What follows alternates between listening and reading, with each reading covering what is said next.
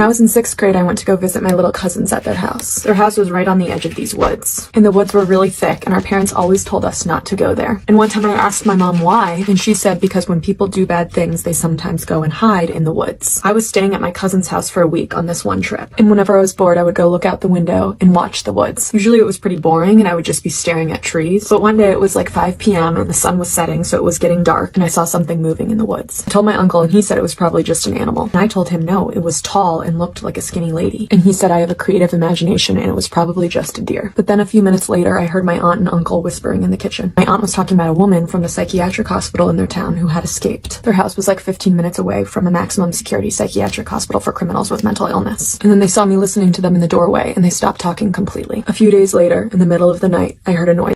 So I woke up in the middle of the night from this noise coming from downstairs. It sounded like something was scratching the back door. But when I got downstairs, the noise had stopped. But when I looked at the window facing the woods, there were footprints in the snow. But my aunt and uncle were really strict, and they had this rule that we weren't allowed to go in their room when they were sleeping. So I made sure all the doors were locked, and I decided I would tell them in the morning. The next morning we woke up and it was a really intense blizzard. Such heavy snowfall that we couldn't see the ground. So when I told my aunt and uncle about the footprints, they didn't believe me and told me it was probably a nightmare. The next day I had to leave, and I didn't go back and visit my cousins for a long time. But the next summer, my cousins really wanted me to come for their birthday party. Before visiting them, I looked up whether they had ever found the woman who had escaped from the hospital. And Google said that authorities were still looking for her and it was a high priority case. When I got to their house, I was playing with my cousins. They were about to turn 6 years old, and one of them goes, "Let's go check if she's there." And my cousin runs to the window facing the woods. So I asked my other cousin who she was talking about, and she goes, "Oh, don't worry, that's just her imaginary friend." But I knew that did not sound right.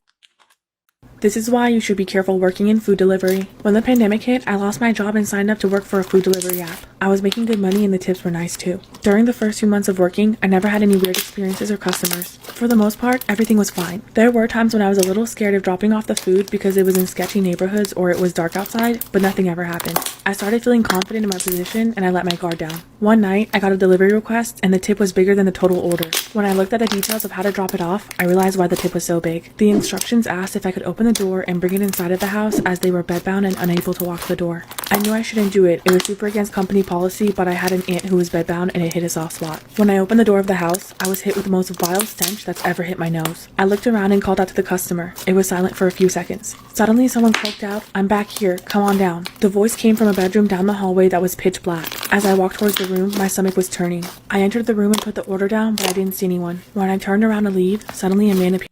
Part 2 of why you should be careful working in food delivery. This man was tall, wore glasses, and was balding. He was also fully functional from what I could tell. In this moment, I realized how badly I had messed up. I was cornered away from the doorway. He thanked me for dropping off his order. I politely replied, "You're welcome," and tried to step around him to leave. He took a step in the same direction at the same exact moment and asked me what I was up to for the rest of the night. My heart was pounding out of my chest, but I quickly replied that I had another order to drop off and that they were waiting, so I had to go. However, he didn't move. Somehow, I mustered up enough courage to step towards him and say, "Excuse me, I really have to go." His hand was on the door and I knew he was either going to let me go or shut it and attack me. He stared at me for a moment, then hesitated and stepped out of the way. I quickly slipped past him and made a beeline for the front door. As I twisted the doorknob, I heard his footsteps running towards me. I swiftly opened the door, slammed it behind me, and sprinted towards my car. I felt the adrenaline rushing through my veins. I looked back to see if he was running after me, but he was just standing in the doorway, watching me run away with a smirk on his face. I never should have gone inside for a delivery and I never will again.